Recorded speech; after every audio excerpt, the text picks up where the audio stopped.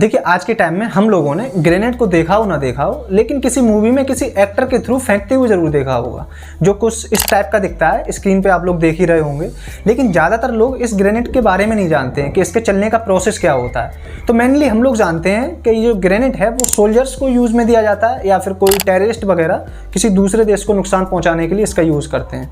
तो आज की वीडियो में हम लोग ग्रेनेड किस तरीके से काम करता है, इसका फुल प्रोसेस क्या होता है, सबसे पहले ग्रेनेड को कहाँ पर यूज़ किया गया था, किस सेना ने इसको यूज़ किया था, किस सन में किया था, इस टॉपिक पे हम लोग थोड़ा सा चर्चा करेंगे। तो बने रहिए हमारी वीडियो में। तो इसकी हिस्ट्री जानने के लिए हमें तकरीबन 8वीं शताब्दी में जाना होगा, और उस समय पे जो था वो बीजांटिक काल चल रहा था। उस समय पे जो ये बारूद का गोला था, जिसे हम लोग नॉर्मली आज के टाइम में ग्रेनेड कहते हैं, उसे आग लगाने वाला हथियार कहा जाता था। और उस समय पे इसका जो नाम था वो ग्रीन फायर के नाम से था। ये जो पब्लिक में जो चर्चे में आ रहा था वो ग्रीन फायर के नाम से आ रहा था। ये जो ग्रेनेड शब्द है वो फ्रेंच भाषा के अनार से लिया गया है, क्योंकि उस समय के जो ग्रेनेड थे वो कुछ अनार के शेप में होते थे। सबसे पहले इस ग्रेनेड को 16वीं सदी में यूरोपीय सेना के द्वारा यूज में लाया गया था, और उस समय ये ग्रेनेड थे जो बारूद से भरी गेंद की तरह दिखते थे। इस शेप में जो गेंद का शेप होता है उस तरीके के दिखते थे, और इसमें स्लो स्पीड वाला फ्यूज लगाया जाता था। सबसे पहले से भीगे बारूद में मिलाकर सुखा लिया जाता था, और उस समय पे इन सारे ग्रेनेड का जो वजन होता था वो 2.5 से 6 पाउंड के आसपास होता था। उस समय पर एक बाती की मदद से इसमें आग लगाकर फेंक दिया जाता था।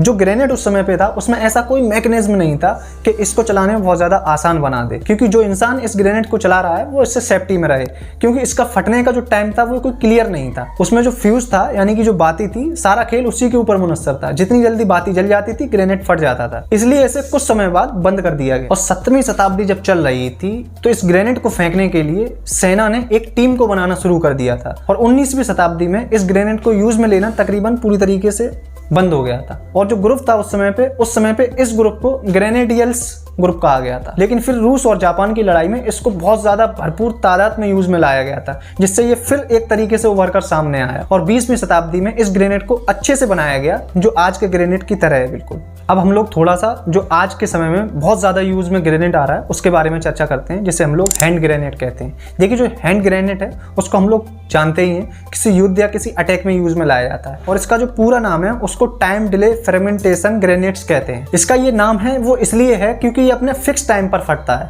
और फ्रेगमेंटेशन का मतलब होता है मेटल या स्टील के छोटे छोटे टुकड़े जो इसके भारी लेयर पे लगे होते हैं, जो ग्रेनेड के फटने के बाद में अपना काम शुरू करते हैं। चलिए हम लोग इस ग्रेनेड के बारे में थोड़ा सा समझते हैं, और इसकी जो बनावट होती है, कौन कौन से मटेरियल इसमें यूज लिए जाते हैं, उसको थोड़ा लाइटली तरीके से हम लोग समझते हैं। सबसे पहले इसमें जो भारी लेयर होती है उसको हम लोग आउटर सेल कहते हैं, और इसकी जो भारी लेयर होती है वो स्टील, कास्ट आयरन या फिर किसी मजबूत पॉलीमर्स के थ्रू बनी होती है, जो कई फ्रेगमेंट यानी कि छोटे छोटे टुकड़ों में डिवाइड कर दिया जाता है, जो कुछ इस तरीके का दिखता है, जो बहुत ज्यादा खतरनाक बन जाता है। हर एक बम में एक्सप्लोजन या किसी धमाके के लिए कुछ ना कुछ एक्सप्लोसिव यूज किया जाता है। इस ग्रेनेड में भी अमोनियम नाइट्रेट फ्यूल ऑयल या नाइट्रोग्लाइसरीन एक्सप्लोसिव का यूज किया जाता है, और इस ऊपर के हिस्से में इस ग्रेनेड में एक फीलिंग हॉल भी होता है। इसी के थ्रू जो भी एक्सप्लोसिव होता है वो इस ग्रेनेड में डाला जाता है। चलिए हम लोग अब इस ग्रेनेड के फायरिंग मैकेनिज्म को थोड़ा सा इस फोटो के थ्रू समझते हैं। सबसे पहले इस ग्रेनेड में सेफ्टी पिन होता है। अब जैसे ही इस सेफ्टी पिन को हम लोग निकाल देते हैं, मतलब ये ब्लास्ट के लिए एक्टिव हो जाता है, लेकिन ऐसा नहीं है। ये जो सेफ्टी पिन होता है, ये सेफ्टी पिन इस स्ट्राइकर लीवर को जो आप लोग स्क्रीन में देख रहे हैं उसको रोक कर रखता है।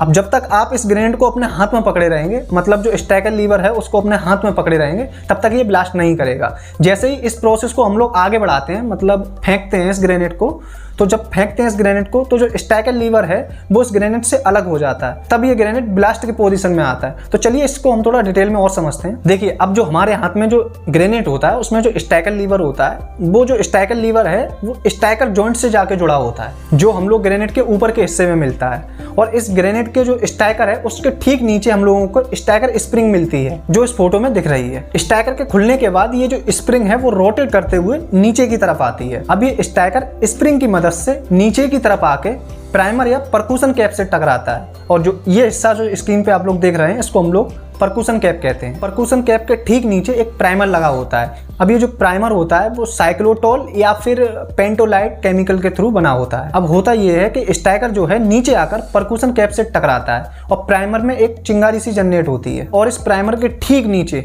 स्लो बर्निंग केमिकल फ्यूल होता है, जो धीरे धीरे से चिंगारी की मदद से जलना शुरू कर देता है, और धीरे धीरे इसे जलने में 4 से 5 सेकंड तक का समय लगता है। अब इस फ्यूज के पास में एक ऊपर के साइड में देख रहे हैं आप स्क्रीन पे, इसमें एक डेटोनेटर होता है। अब फ्यूज के जलने के बाद में इस डेटोनेटर में छोटा सा ब्लास्ट होता है जो आगे चल के बड़े धमाके में तब्दील हो जाता है। और इसका जो मेन वजह होता है वो इस ग्रेनेड में भरे हुए एक्सप्लोसिव मटेरियल की वजह से होता है। अब इस धमाके की वजह से इस ग्रेनेड में जो मटेरियल फ्रेगमेंट होता है वो कई हिस्सों में इधर उधर बुलेट की स्पीड से जाता है और ये फ्रेगमेंट आसपास में हुए लोगों के शरीर में घुस जाता है। और ये ग्रेनेड जो है वो 5 मीटर के एरिया में जो लोग होते हैं उनकी तो जान ही ले लेता है और जो 10 से 15 मीटर के एरिया में जो होते हैं उनको बुरी तरीके से घायल कर देता है। तो ग्रेनेड को लेके आज की वीडियो जो हमारी रहेगी वो यहीं तक रहेगी। मिलते हैं हम लोग नेक्स्ट वीडियो में नेक्स्ट टॉपिक के साथ। तब तक के लिए चैनल को तो सपोर्ट करते ही जाइए।